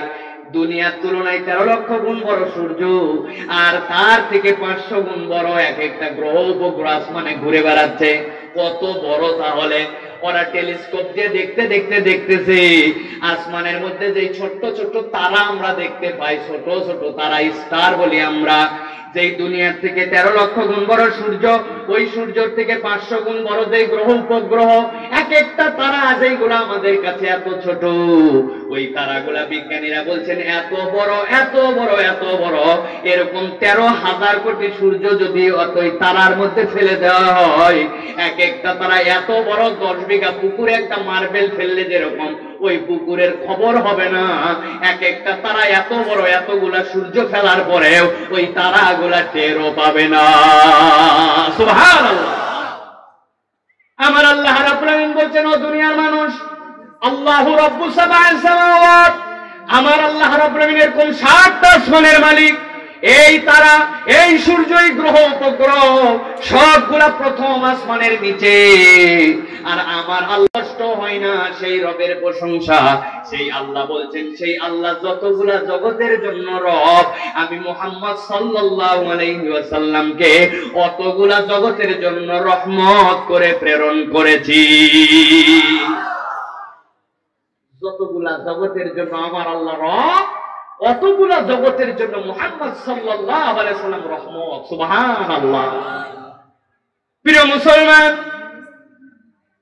জিজ্ঞাসা থাকবে একটা, আল্লাহর নবী তো রহমত বুঝলাম, কিন্তু নবী আকরাম সাল্লাল্লাহু আলাইহি ওয়াসাল্লাম যতদিন পর্যন্ত এই দুনিয়ার বুকে ছিলেন তিনি রহমত ছিলেন। আল্লাহ নবী দুনিয়ার বুকে যতদিন পর্যন্ত ছিলেন তিনি মানুষের জন্য রহমত। কিন্তু নবী তো এখন আমাদের মধ্যে নাই, নবী তো চলে গেছেন, তাইলে তিনি কেমন করে রহমত? ঠিক কিনা? নবীজি দুনিয়ায় যে ছিলেন কেমন রহমত ছিলেন? সাহাবীর থেকে প্রমাণ আছে। সাহাবীর চোখের মধ্যে বর্ষা ঢুকে গেছে, বর্ষাটা যখন টেনে বের করেছে, বের করার সময় চোখটাও বেরিয়ে আসছে। আল্লাহ নবীর কাছে যে বলছে, ইয়া রাসূলুল্লাহ, ইয়া হাবিবাল্লাহ, আমার চোখটা তো বেরিয়ে আসছে। বর্ষার সাথে সাথে আল্লাহ নবী আদর করে চোখটা ভিতরে ঢুকাই দিয়েছেন, দেওয়ার পরে মুখের লালা নিয়ে ওই চোখের মধ্যে লাগায় দিয়েছেন। ওই সাহাবীর ব্যাপারে মদিনার লোক বলতেছেন, যেই চোখটা আল্লাহ নবী ভিতরে ঢুকায় লালা লাগায় দিয়েছেন, মদিনার সবচেয়ে সুন্দর চোখ ছিল ওই সাহাবীরটা। ওই সাহাবী বলছেন, আমি ওই চোখ দিয়ে যত দূর দেখতে পাইতাম, অন্য চোখ দিয়ে অত বেশি দেখতে পাইতাম না। সুবহানাল্লাহ। আল্লাহ নবীর কাছে এক গ্লাস দুধ আসছে, হযরত আবু হুরায়রাকে ডেকে আল্লাহ নবী 70 জনকে সার্ভ করতে বলছেন। একের পরে এক 70 জন খাওয়ানোর পরে আল্লাহর নবীর কাছে ফেরত দিছে। আল্লাহর নবীর হাতে প্রথমে যতটুকু দুধ ছিল, 70 জন পেট পুরে খাওয়ার পরেও আল্লাহর নবীর হাতে ততটুকুই দুধ থেকে গেছে। এই ছিলেন হচ্ছেন দয়ার নবী, রহমাতুল লিল আলামিন। কিন্তু সেই নবী তো এখন নাই, তাহলে তিনি আমাদের জন্য কেমন করে রহমত? জিজ্ঞাসা আছে কিনা? অথচ বলা হচ্ছে সেই নবী হচ্ছেন সকল জগতের জন্য, সকল যুগের জন্য নবী। আল্লাহ নবী এর ব্যাখ্যা করছেন, গভীর মনোযোগে বুঝেন। আল্লাহ নবী বলছেন, ও দুনিয়ার মানুষ, দুনিয়াতে আল্লাহ রাব্বুল আলামিন যত নবী পাঠিয়েছেন, যত পয়গম্বর পাঠাইছেন, যত রাসূল প্রেরণ করেছেন, আল্লাহ সব পয়গম্বরদের জন্য কিছু স্পেশাল দোয়া দিয়েছিলেন, স্পেশাল পাওয়ার। পাওয়ারটা কি? আপনার হাতে কার্ডটা দেওয়া হলো, আপনি এই দোয়াটা যদি করেন, আল্লাহ রাব্বুল আলামিন ফিরাবেন না, দোয়া করার সাথে সাথে আপনার দোয়া কবুল হয়ে যাবে। আল্লাহ নবী হযরত নূহ আলাইহিস সালাম 950 বছর দাওয়াত দিয়েছেন, 80 জনের মতো কেবল ঈমান আনছিল। আল্লাহ নবী আল্লাহর কাছে আফসোস করে বলেছেন, ইন্নী দাউতু কওমি লাইলান ওয়া নাহারা, হে আল্লাহ, আমি আমার কওমকে রাত দিন ডেকেছি কিন্তু কথা শুনে নাই। আজকে তোমার কাছে ফরিয়াদ দিলাম, আমার কওমকে তুমি ধ্বংস করে দাও। নূহ আলাইহিস সালামের দোয়া করার সাথে সাথে আল্লাহ কবুল করে নিয়েছেন। ওই কওমকে আল্লাহ আসমান থেকে পানি আর জমিন থেকে দিয়া ওই নূহের কওমকে ধ্বংস করে দিয়েছেন। নূহ আলাইহিস সালামের দোয়া শেষ। হযরত মূসা আলাইহিস সালাম আল্লাহর কাছে একদিন দোয়া করছেন, আল্লাহ আমার কম নিয়ে এখন ফেরাউনের খপ্পর থেকে আমি পালাচ্ছি, পালাইতে পালাইতে যেই না একটা সাগরের সামনে হাজির হয়ে গেছে। এখন চিন্তা করছে পিছন থেকে তো ফেরাউন ধাওয়া দিছে, আমারে যদি পাই তো আমারে এখন কচু কাটা করে শেষ করে ফেলবে, সবাই শেষ করে ফেলবে। হযরতে মূসা আলাইহিস সালাম আল্লাহর কাছে বলছে, আল্লাহ কত বিপদে পড়ছিলাম, কোনোদিন দোয়া করি নাই, আজকে যেই দোয়া করলেই কবুল হবে সেই দোয়া তোমার কাছে করলাম। আল্লাহ আমার কাছে তোমার কাছে পড়ুয়া করিয়া আমার কওমকে এখন তুমি পার করার ব্যবস্থা করে দাও। আল্লাহ বলছেন, মূসা তোমার হাতের লাঠি দিয়ে বাড়ি দাও। মূসা আলাইহিস সালাম বাড়ি দিতে দেরি, 12টা রাস্তা হইতে দেরি নাই, ওই রাস্তা দিয়ে সাগর ভেদ করে মূসা আলাইহিস সালাম কওম নিয়ে পার হয়ে গেছেন। ওই পারে যাওয়ার পরে মূসা আলাইহিস সালাম ফিরে তাকায় দেখেন, তার কওম তাকায় দেখে যেই রাস্তা দিয়ে মূসা আলাইহিস সালাম ওই পারে আসেন, একই রাস্তা দিয়ে ফেরাউন আসতেছে। আল্লাহর কাছে মূসা আলাইহিস সালাম বলছেন, আল্লাহ রাস্তা তো করে দিছো, এই পারে চলে আসছি, এখন দেখি ওই রাস্তা দিয়েই ফেরাউন আসতেছে, ফেরাউনকে তুমি ধ্বংস করো। আল্লাহ বলছেন, দোয়া শেষ। দোয়া একটা ছিল, কি দোয়া? রাস্তা বানাইছে, এই দোয়াই তোমার কবুল হয়েছে, এখন দোয়া নাই। আল্লাহ ফেরাউনকে নিজের রহমত দিয়ে ধ্বংস করে দিতেন। আল্লাহর নবীর মূসার দোয়ার বদৌলতে হয় নাই, কারণ দোয়া একটা। আমার নবী বলছেন, ও দুনিয়ার মানুষ, আল্লাহর যত নবী যত রাসূল সবাই দুনিয়ার বুকে দোয়া করে করে শেষ করেছেন, কিন্তু তোমরা কি জানো নাকি আমি আল্লাহর পক্ষ থেকে কেমন রহমত? দুনিয়ায় এমন অনেক সিচুয়েশন হয়েছিল যেখানে আমি আল্লাহর কাছে দোয়া করতে পারতাম, কিন্তু আমি দুনিয়ার বুকে দোয়া করি নাই, আমি আমার দোয়াকে রিজার্ভ করেছি। যেদিন কিয়ামতের ময়দান হয়ে যাবে, আমার আল্লাহ রাব্বুল আমিন কিয়ামতের বিচার দিবস কায়েম করবেন। এরপরে যখন পুলসিরাত করার পরে বান্দাদের জান্নাত জাহান্নামের দিকে হাঁকায় দেওয়া হবে, আমি আল্লাহর কাছে ওই দিন শাফাতের দরজা নিয়ে দাঁড়ায় যাব। আমি আল্লাহর কাছে বলবো, রব্বুল আমিন আজকে আমি তোমার কাছে আমার ওই দোয়াটা দিলাম, তবে ওই দোয়ার সাথে আরেকটা কথা আল্লাহর কাছে বললাম, ওয়ালা সাউফা ইউতিকা রাব্বুকা ফাতারদা। তুমি আমাকে বলছো, ও নবী আপনাকে এমন দেওয়া দিব আপনি খুশি হয়ে যাবেন। আজকে আল্লাহ তোমার কাছে আমি ফরিয়াদ দিলাম, আমার যতগুলা উম্মত আছে, যাদের ঈমান নামক নিয়ামত আছে, আমার আজকের দোয়া তোমার কাছে দিলাম। আমার একটা ঈমানদার উম্মত যতই গুনাহগার হোক না কেন, ওই ঈমানদার উম্মত যদি জাহান্নামে থাকে, আমি মুহাম্মদ সাল্লাল্লাহু আলাইহি ওয়াসাল্লাম জান্নাতে যাব না। আজকে আমার দোয়া তোমারে কবুল করা লাগবে। وما أرسلناك إلا رحمة للعالمين।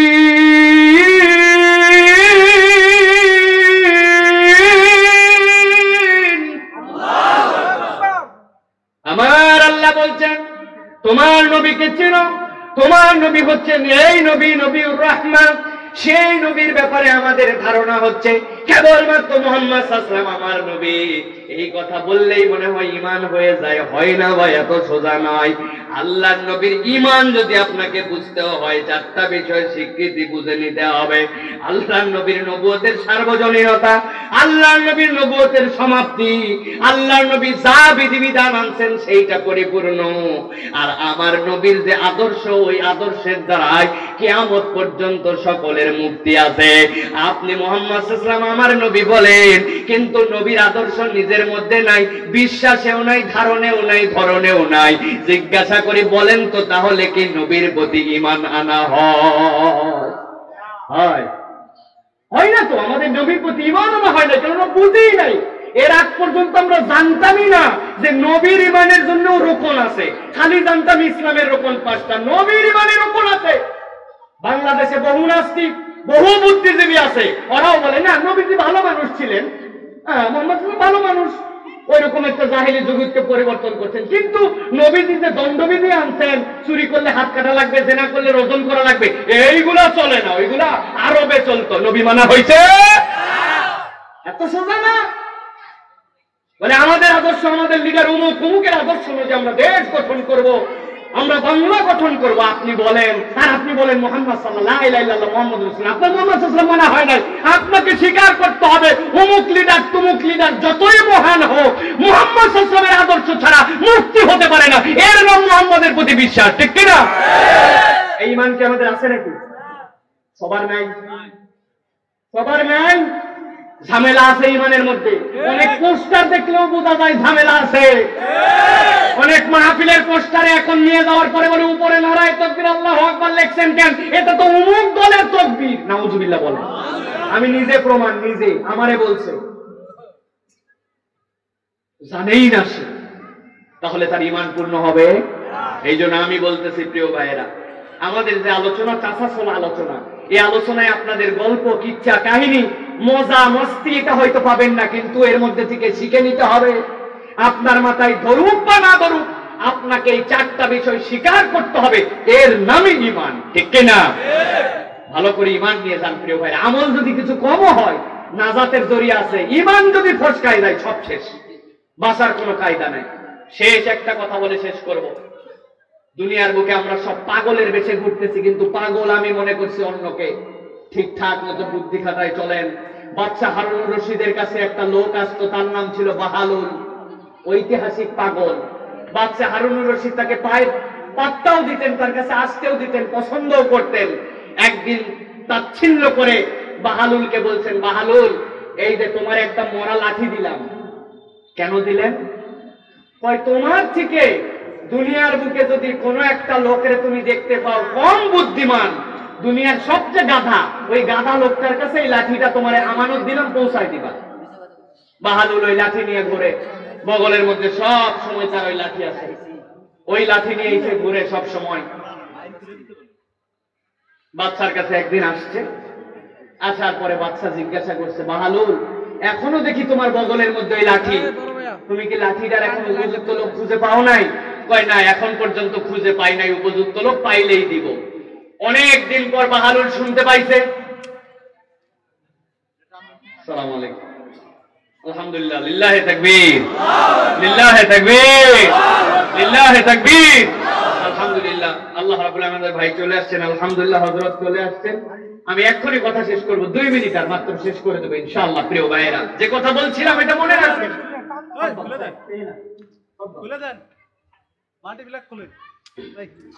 প্রিয় ভাইয়েরা, বাহালুল আসছে, পাও নাই লাঠির উপযুক্ত লোক না, যেদিন পাবো সেদিন দিব। বাদশা অসুস্থ, খবর পাইছে, সব লোক তারা বিদায় দেখা দেখতে আসছে। ওই দিন আসছে, বাদশার কাছে আসার পরে বলতেছে, বাদশা, শুনলাম আপনার শরীর খারাপ, আপনার নাকি বলতেছেন আপনি যে আপনি মৃত্যু শয্যায় আছেন, কোথায় যাবেন? কয়, আমি মরে গেলে তো চলেই যাব, পরপারে চলে যাব। বলে, আপনি পরপারে যে চলে যাবেন, ওইখানে যাওয়ার আগে আপনার সৈন্য সামন্ত সব পাঠাইছেন তো? কয়, আমি মৃত্যু শয্যায়, তাও তোমার এখনো হুঁশ হলো না। আরে পরকালে কি সৈন্য সামন্ত পাঠানো যায় নাকি? কয়, ও, পরকালে সৈন্য সামন্ত পাঠানো যায় না? না, আপনি তো 7-8 দিনের সফর করলেও দেখতাম সৈন্য সামন্ত পাঠান। ওই পারে যে যাচ্ছেন, বাবুর্চি চাবুর্চি পাঠাইছেন তো? আপনি তো বন বিহারে গেলেও দেখতাম যে বাবুর্চি পাঠান। আরে পরকালে আবার বাবুর্চি কোত্থেকে যাবে? বাহালুল, তুই এখনো পাগলই রয়ে গেলি। বাদশাকে বলতেছে, বাদশা, লাঠির লোক এতদিন খুঁজে পাইছিলাম না, লাঠিটার আজকে উপযুক্ত লোক পাইছি, আপনার কাছে দিয়ে দিলাম। কই, কেন দিলে? কয়, যেই পরকাল এত সুদূর রাস্তা, যার জন্য পরকালে কোনো সৈন্য সামন্ত পাঠানো যায় না, অথচ দুনিয়ার ছোট্ট একটু সফরের জন্য কত প্রস্তুতি। যেই পরকাল অনন্ত জীবন, দুনিয়ার 7 দিনের জন্য পিকনিকে গেলে বাবুর্চি টাবুর্চির কত প্রস্তুতি, কত ধরনের আপনি প্রস্তুতি নিলেন, কিন্তু পরকালের প্রস্তুতি তো নিতে দেখলাম না। তাতে মনে হচ্ছে যে দুনিয়ায় আমার কাছে যে লাঠি দিয়েছিলেন পাগল পাইলে দেওয়ার জন্য, দুনিয়ায় সবচেয়ে বোকা মনে হচ্ছে আপনাকে। প্রিয় ভাইয়েরা, ঠিক যে বলতেছি, হিসাব করে দেখেন, আমাদের প্রত্যেকের জীবনী এরকম, সবাই জানি চলে যেতে হবে। পরকালে যাওয়ার পরে কোনো সাহারা নাই, ওইখানে কেউ আপনার আমার সহযোগী হবে না, কিন্তু চলাফেরা দেখলে মনে হয় না যে আমাদের বিন্দু বিসর্গ চিন্তা চেতনা আছে, ঠিক কিনা? তাহলে আমরা প্রত্যেকেই এক একটা পাগল হয়ে ঘুরতেছি, ঠিক না ভাই? আসেন আমরা এই পাগলের জীবন ত্যাগ করে সঠিক মুমিন হওয়ার চেষ্টা করি। রাসূলের প্রতি যে রিসালাতের বিশ্বাসের কথা হলো, এই বিশ্বাসটাকে পূর্ণাঙ্গ করে আমার নবীকে আদর্শ মেনে চলার চেষ্টা করি। আল্লাহ আমাদেরকে তৌফিক দান করুক, বলেন আল্লাহুম্মা আমিন। ওয়া আখির দাওয়ানা আলহামদুলিল্লাহি রাব্বিল আলামিন। সুবহানাকাল্লাহুম্মা ওয়া বিহামদিকা আশহাদু আল্লা ইলাহা ইল্লা আনতা আস্তাগফিরুকা ওয়া আতুবু ইলাইক।